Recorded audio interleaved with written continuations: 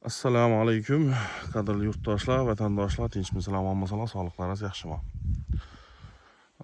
Ina bugun Xorazm viloyati, adashmasam Tuprakkala tumanimi bu, ili Hazarasipmi, короче, ikki rayonning chiqindisi yig'iladigan poligonda kechadan beri yong'in bo'lib turibdi.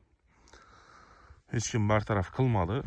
Hozir bugun soat 21:13 juda havo ifloslanib ketganligi uchun, hech qayerda nafas olib bo'lmaganligi uchun hamma telefon qilib buni bartaraf qilish imkoniyati yo'qmi deb qo'shnilarimiz ham mendan iltimos qilib so'raganligi uchun kelib chiqarib turibmiz.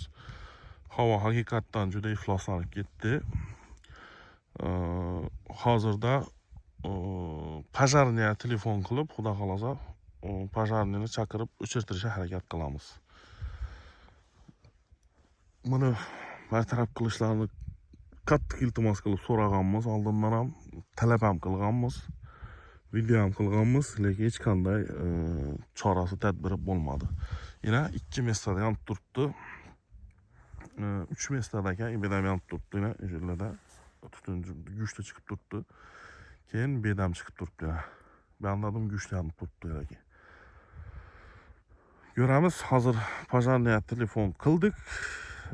Qancha vaqtda keladi, necha deb o'chiradi, hozir ko'ramiz.